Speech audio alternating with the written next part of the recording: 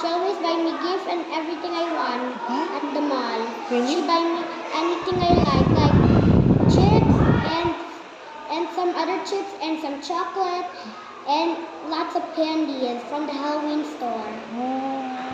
That is Ate. She always gives me. I love her. Ate what? Who's Ate? Krisha, Ate love ya. Krisha. Ay, you love Ate Krisha? Of course, I love Ate Krisha. She's my best ate. Not like my two ates. Why? Adigan lang natin kin are the worst. They always hurt me when I use with charging the iPad. Oh no, it hurt you? Yeah. They treat me like a bad boy. They always correct me. Because they love you. Love you, Ate Krisha.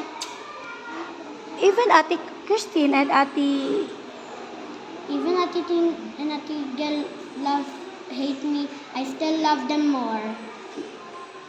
But Ate Krisha is my most favorite ate. Ay, Ate Krisha is your most favorite.